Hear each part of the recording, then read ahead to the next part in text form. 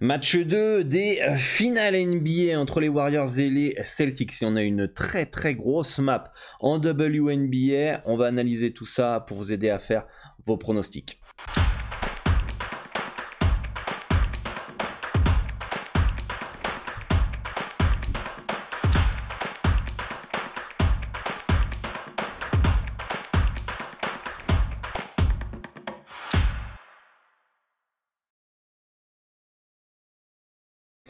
Salut à tous, c'est Dorado, j'espère que vous avez la forme et j'espère que vous êtes chaud pour cette nouvelle émission. On va analyser bien évidemment ce match 2 entre les Warriors et les Celtics. Et on a une énorme map de WNBA dont la soirée va commencer à 20h heure française. On a un match à 21h et d'autres matchs à minuit. Donc ça commence assez tôt la WNBA aujourd'hui. Et on va évidemment décortiquer tout ça en plusieurs parties. La première partie, les résultats des pronostics de la dernière émission. La deuxième partie, les analyses et les pronostics du jour. En troisième partie, les performances joueurs. Si vous souhaitez que je continue à faire ces vidéos qui me prennent du temps, qui sont totalement gratuites, n'hésitez pas à soutenir la chaîne en faisant plusieurs choses. Abonnez-vous, activez la cloche des notifications pour ne louper aucune des prochaines émissions, likez la vidéo, ça aide à référencer la chaîne. Laissez-moi en commentaire aussi vos pronostics sur les différentes rencontres du jour pour qu'on puisse débattre et vos analyses, etc. Et partagez à vos amis parieurs si vous avez des parieurs dans votre entourage et que ça peut les intéresser. Et pour ceux qui ne me connaissent pas, je suis Dorado, expert en paris sportifs, spécialiste basket. Je mise sur plus de 50 championnats à travers le monde. Ma spécialité, c'est les handicaps. Ça fait plus de 10 ans que j'aide les parieurs à remplir leurs objectifs dans les paris sportif. Ça fait 7 ans déjà que je vis au Mexique de ma passion. Je suis fondateur de basket-pronostic.com. Vous pouvez retrouver l'ensemble de mes pronostics sur le site ainsi que les différentes formations si vous souhaitez progresser et passer au niveau supérieur dans les paris sportifs. Et si la législation dans votre pays vous le permet, je vous conseille d'ouvrir un compte sur PS3838 puisque c'est sur ce bookmaker qu'on va prendre en référence les différentes cotes. Alors pourquoi ouvrir un compte sur PS3838 ? Déjà accéder aux meilleures cotes, augmenter vos gains avec la même mise de départ, c'est logique. C'est le bookmaker des parieurs professionnels, il ne limite pas les parieurs gagnants. Et pour avoir un compte, c'est facile. Je vous recommande le Brooker Asian Connect, le plus fiable au monde, avec qui je travaille et que je connais depuis plus de 10 ans maintenant. J'ai ouvert mon compte PS3838 il y a une dizaine d'années via eux, toujours très satisfait de leur service, de leur service à la clientèle, etc. Vraiment très pro. Donc vous avez juste à remplir le formulaire qui est dans les commentaires épinglés. Je vous mets un petit tuto vidéo pour qu'on fasse le process ensemble pas à pas. Vous allez voir, c'est très facile, c'est très simple et vous aurez accès donc aux meilleures cotes. Et si vous souhaitez progresser dans les paris sportifs, je vous propose une formation qui est totalement gratuite. L'été arrive les amis et faut préparer la saison 2022-2023. J'ai fait une vidéo hier conseil sur YouTube que vous pouvez retrouver sur la chaîne où faut déjà se préparer pour la prochaine saison. C'est un peu la prépa physique qui va démarrer. Alors vous pouvez prendre une petite semaine de repos, mais après une saison intense. Mais après, il faut repartir pour essayer d'avoir le maximum d'avantages sur ses concurrents, donc les autres parieurs, mais aussi sur les bookmakers. 15 étapes pour gagner de l'argent en pariant la NBA en 2 semaines. Je vous explique comment j'analyse, comment je détermine un handicap, comment déterminer votre stratégie. Même si vous ne pariez pas la NBA ou le basket, ça peut vous aider dans votre sport de prédilection, dans le foot ou le tennis. Je vous donne des outils, des sites que je peux utiliser, etc. Il y a déjà plus de 1500 parieurs qui sont inscrits à cette formation. Le lien est dans la description. Vous avez juste à laisser votre email et vous allez recevoir un mail par jour pendant une quinzaine de jours, donc vérifiez bien vos spams et pour ne louper aucune des nouveautés, du contenu exclusif, des conseils, des notes audio, des alertes quand il y a des pronostics gratuits sur basket-pronostic.com, etc. Rejoignez le Telegram, le lien est dans la description. Allez, on y va. Les résultats de la dernière émission. Victoire de Boston 120-108. On avait conseillé Boston Celtics à 2,48 dans l'émission et ça passe et ça fait plaisir grâce à un énorme quatrième quart-temps. Ça fait plaisir. J'espère que vous avez suivi. Las Vegas Aces Connecticut. Les Suns qui s'imposent face aux Aces, comme un peu en NBA, Revenge Game, toujours difficile de battre la même équipe dans un court laps de temps, le Connecticut s'est imposé à Vegas. Voilà, c'est une petite carte la dernière fois. Et on va pouvoir partir sur les analyses du jour où je vais vous partager mes conseils, mes préférences sur chaque pronostic pour vous aider à faire les vôtres, vous permettre de confronter aussi vos analyses aux miennes. C'est pas forcément les pronostics que je mise personnellement, hein. Si vous voulez suivre les pronostics que je mise, rendez-vous sur basket-pronostic.com. Vous avez différentes formules, notamment les packs standards, packs premium. Bref, je vous laisse aller voir sur basket-pronostic.com où vous pouvez retrouver plus de 50 championnats. Let's go, et n'oubliez pas de gérer vos mises. Misez de l'argent que vous êtes prêt à perdre, très important pour pas être game over dès que vous avez plus de bankroll. Le but c'est de tenir sur le long terme, hein. Vous êtes beaucoup trop court terme. Ouais, j'ai fait un 3 sur 3, 5 sur 5, je suis nul, j'ai fait 0 sur 3, machin. Non les amis, faites confiance au process, voyez long terme, et vous allez voir que en se faisant confiance et en voyant long terme, vous allez voir que vous allez pouvoir générer des gains sur le long terme. Let's go, on part sur la première rencontre, évidemment le game 2 entre les Warriors et les Celtics, avec un spot Warriors évidemment, un 2-0 pour Golden State. Serait quasiment la fin de ces finales NBA. Même s'ils sont capables d'aller gagner 2 fois à Boston, ça serait quand même très compliqué vu le public là-bas. Par contre, on a bien vu tout ce que j'avais dit dans la première émission, où les Warriors n'aiment pas quand on leur rentre dedans. Les Warriors dépendent beaucoup de l'adresse extérieure, et on l'a vu aussi notamment avec Stephen Curry. Dès que Boston joue dur, défend dur, a de l'adresse, j'ai un peu peur pour les Warriors qui vont dépendre beaucoup, à mon avis, de Stephen Curry. On sent bien que Klay Thompson n'est pas à 100%. Poole, le niveau des finales NBA est trop élevé. Et finalement, on peut se rendre compte que Boston est peut-être plus complet, plus prêt, malgré l'expérience du côté des Warriors, que les Warriors. Et une chose aussi, je pense, c'est la confiance quand emmagasiné cette équipe de Boston sur tout au long de depuis janvier globalement, mais tout au long de ce processus des playoffs. Je vous laisse imaginer, vous éliminez les Nets 4-0, ensuite vous battez le champion, ensuite vous tapez le premier de la conférence Est, en allant gagner parfois des gros matchs à l'extérieur. Finalement, vous avez plus peur de rien. Voilà, vous gagnez à Golden State, c'est clairement le déclic de se dire on peut les battre, on peut le faire. Et des Celtics qui jouent aussi dur, qui sont aussi physiques, être en confiance comme ça, c'est danger pour Golden State. Et clairement, on va dire l'aspect psychologique peut peut-être même dès ce soir être du côté de Boston. Après, on les a vus assez irréguliers. Personnellement, je vois quand même un 1-1 dans cette série. Après, ce soir, par rapport au game 1, je privilégierais plus, si vous voulez partir sur du Boston plus 4,5, 1,90.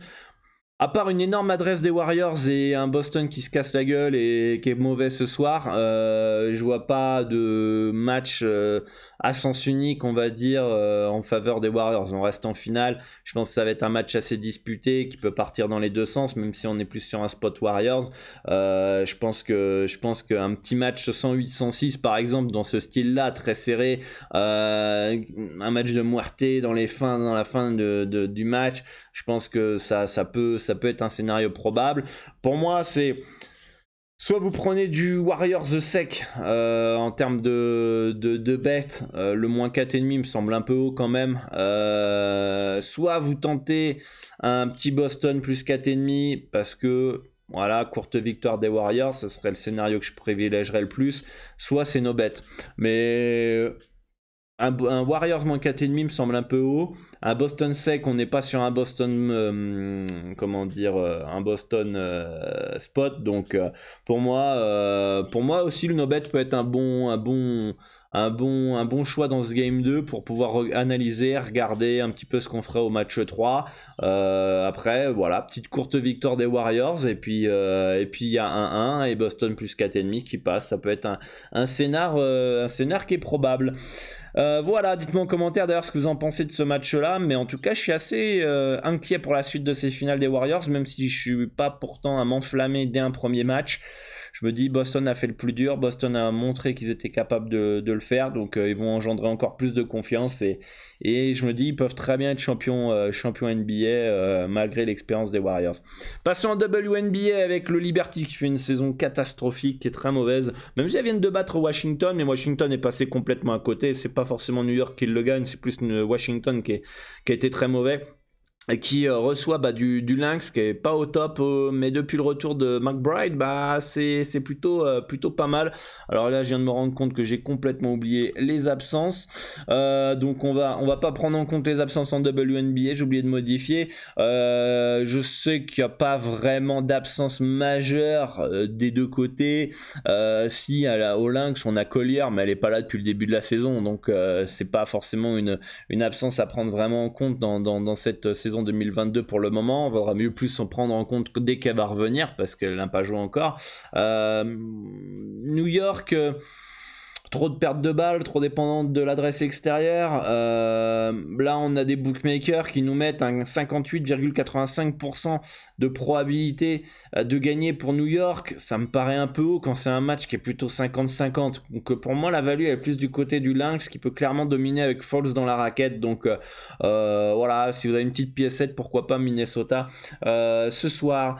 Let's go sur le deuxième aussi. On enlève les blessures avec Atlanta qui part largement favori face à Indiana. Pour moi c'est tout à fait logique, je crois qu'ils se sont déjà affrontés 2 fois. Atlanta a gagné 2 fois facilement. Indiana une des pires équipes de WNBA en reconstruction, score potentiel 84-74. Je pense qu'Atlanta avec son potentiel peut très bien s'imposer encore une 3e fois. Alors pourquoi pas un petit Atlanta -6 à 1,934. Je serais pas surpris non plus que Indiana gagne cette rencontre. On reste en WNBA. En WNBA tout peut arriver. Mais dans ce début de saison, je trouve que Atlanta a montré de meilleures choses que Indiana et à domicile, je pense qu'elles peuvent faire le taf et s'imposer de 6-10 points.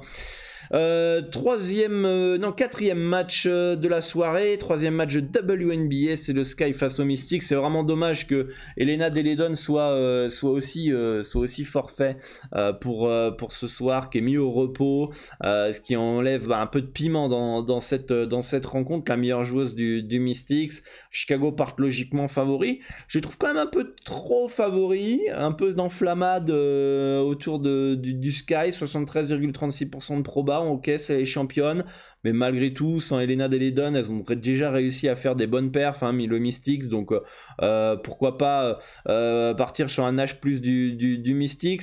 Mais en tout cas, pour moi, c'est un bon no-bet actuellement au vu des cotes entre les deux équipes. J'aurais quand même le Sky s'imposer, donc pourquoi pas du Sky en sec. Après, je trouve pas la value de ouf, donc ça me paraît un peu bas. Donc voilà pour ce match-là.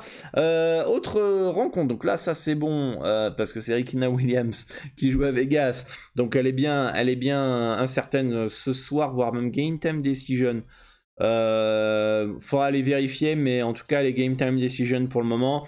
Vegas qui part logiquement favori face à Dallas. Je trouvais quand j'ai regardé les cotes un petit peu que c'était un peu abusé, parce que Dallas c'est un peu une équipe poil à gratter, casse-couille, etc. Peuvent très bien rester dans l'handicap.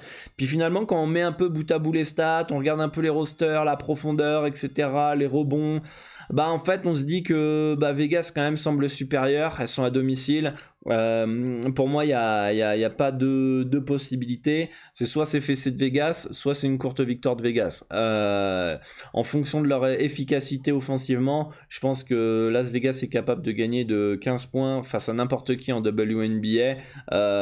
Mais attention à Dallas qui peut être poil à gratter, à pas prendre de haut cette équipe pour les AC. C'est un peu leur péché mignon, prendre de haut les adversaires. Pour moi, c'est pour le moment un bon no-bet dans cette rencontre. Je suis pas fan du -7, même si par rapport au score potentiel, il puisse être value. Et pour moi, est value. Par contre, à première vue, quand j'ai vu les codes, je me suis dit, c'est un peu abusé les A6. Dallas, ça peut être casse-couille. Mais bon, si le score potentiel est en autant d'écart, et que l'handicap est assez haut, je pense que c'est qu'il y a des raisons. Donc pour moi, soit un petit Vegas sec, soit un petit no-bet. Voilà un petit peu les pistes que je peux vous donner dans cette rencontre. Donc pas simple, vraiment H bâtard dans ce match-là.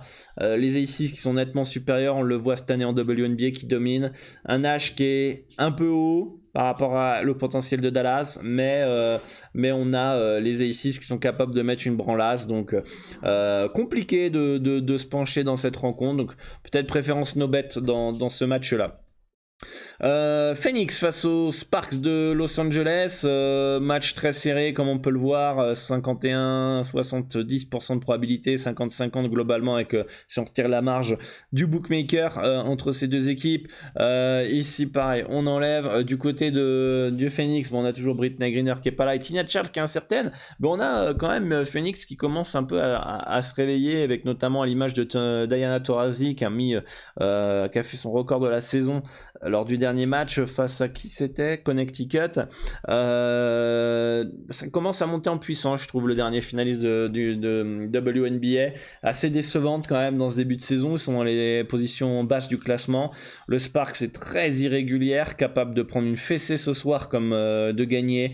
Pour moi, ça clairement, cette rencontre, c'est un beau no-bet pour ma part. Donc, no-bet dans cette rencontre.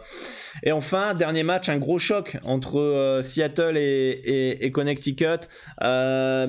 Seattle qui part favori et pour moi trop favori, 59,58% de probabilité de gagner, ça me paraît beaucoup trop haut face à Connecticut qui est clairement capable de gagner là-bas. Une équipe qui joue dur, une équipe qui ne lâche rien.